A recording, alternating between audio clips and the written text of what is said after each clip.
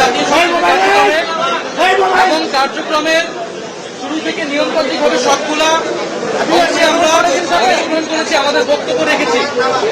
আমরা স্পিকারের কাছে আমরা বলেছিলাম যে ফ্যাসিবাদের দোষর এমন কেউ এই সংসদে বক্তব্য দিতে পারবে না, কারণ এই সংসদটা হচ্ছে ফ্যাসিবাদ সংসদ।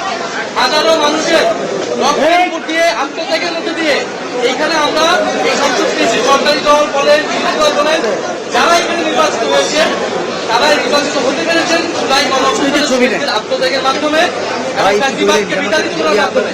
ফলে ফ্যাসিস্টের সাথে জড়িত এমন কেউ এই পার্লামেন্টে বক্তব্য দিতে পারবেন না, কারণ যখন রাষ্ট্রপতি ফ্যাসিস্ট দোষর রাষ্ট্রপতি যখন বক্তব্য দিতে এসেছেন, আমরা স্পিকারের কাছে বারবার আহ্বান করেছিলাম আমাদের এই বিষয়ে বক্তব্য রয়েছে, সেই বক্তব্য বিরোধী দলীয় নেতা উনি উপস্থাপন করেন, সেই সময়টা আমাদেরকে দেওয়া হয়নি, আমাদের ভোট দেওয়া হয়নি।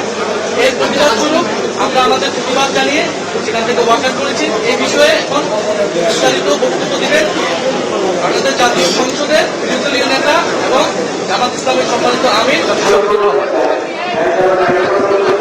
আসসালামু আলাইকুম সাংবাদিক ভাই ও বোনেরা, আপনারা দীর্ঘ প্রতীক্ষায় ছিলেন, সারা জাতি প্রতীক্ষায় আছে। বহু প্রত্যাশার একটা নির্বাচন হয়েছে। নির্বাচনের ফলাফল নিয়ে আজকে আমরা কোনো কথা বলবো না, কিন্তু আমরা মুখ করে আশা নিয়ে এই সংসদে এসেছি। এই সংসদ শহীদের পর দাঁড়িয়ে আছে। আমরা অনুরোধ করেছিলাম যে এই সংসদে যারা ফ্যাসিস্ট সরকারের দূষণ ছিল, যারা খুনের সহযোগী ছিল, তারা কেউ যেন এখানে কোনো বক্তব্য রাখতে না করে। এই প্রেসিডেন্ট তিনটা কারণে অপরাধী, আর বক্তব্য মহান সংসদে আমরা শুনতে পাই। প্রথম কারণ হচ্ছে তিনি সমস্ত খুনের সহযোগী ছিলেন। তার আমলে যে খুনগুলো হয়েছে, একটা খুনের বিরুদ্ধেও তিনি শাসক গোষ্ঠীর প্রতিবাদ করেন নাই, সেই খুনের তিনি কোনো ব্যবস্থা গ্রহণ করেন নাই। প্রেসিডেন্ট রাষ্ট্রের অভিভাবক হিসাবে তিনি জঘন্য অপরাধ করেছেন রাষ্ট্রের নাগরিকদের। দ্বিতীয় কারণ ছিল, আপনারা জানেন, আগস্ট মাসের 5 তারিখ 24 সালে তিনি জাতির উদ্দেশ্যে ভাষণ দিয়েছেন। সেই ভাষণে তিনি বলেছিলেন যে তৎকালীন ফ্যাসিস্ট প্রধানমন্ত্রী পদত্যাগ করেছে এবং তিনি তা মঞ্জুর করেছেন। পরবর্তী পর্যায়ে আপনারা দেখেছেন, দুইটা মিডিয়ার সাথে সাক্ষাৎকার দিতে গিয়ে তিনি তা অস্বীকার করেছেন, নতুন গল্প সামনে নিয়ে এসেছেন। তিনি জাতির সামনে মিথ্যাবাদী হিসেবে সাব্যস্ত। দেশের প্রেসিডেন্ট মিথ্যাবাদী সাব্যস্ত হওয়ার পরে প্রেসিডেন্ট হিসেবে থাকা তার আর কোন নৈতিক অধিকার থাকে না। 3 নম্বর অপরাধ তিনি করেছেন, তিনি নিজের হাতে অর্ডিন্যান্স সাইন করেছেন। এই জুলাই অভ্যুত্থানের পরে ফেব্রুয়ারি 12 তারিখ নির্বাচন হবে।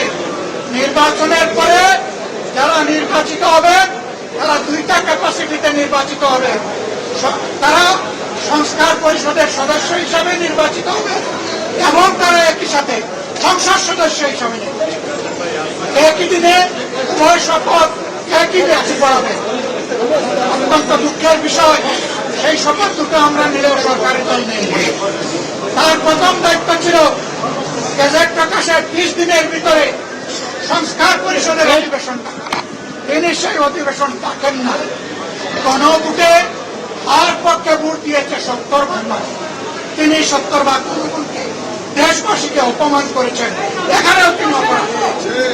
এই 3 অপরাধের কারণে আমরা তার ভাষণ শুনতে চাইনি এবং আমরা সরকারি দলকেও অনুরোধ জানিয়েছিলাম, স্পিকার মহোদয়কে অনুরোধ জানিয়েছিলাম তাকে কোনো ভাষণ তারা আমাদের কথা কার্য করেন নাই। আমরা সংক্ষুব্ধ হয়ে সংসদ থেকে বের হয়ে এসেছি। আমরা আগামীতে এই সংসদে কোন অন্যায়কে আমরা বরদাস্ত দিব না, বরদাস্ত করব না এবং মেনে নেব। আমরা জনগণের স্বার্থের পক্ষে লড়াই করে যাব, অধিকারের পক্ষে লড়াই করে যাব। দেশবাসী, আমরা আপনাদের সাথে আসি, আপনাদের অধিকারের পক্ষে আছি, আপনাদের রায়ের প্রতি আমাদের সম্মান আছে। আমরা আছি আপনাদের সাথে, আপনারাও থাকবেন আমাদের সাথে। সাংবাদিক বন্ধুগণ, আপনাদেরকে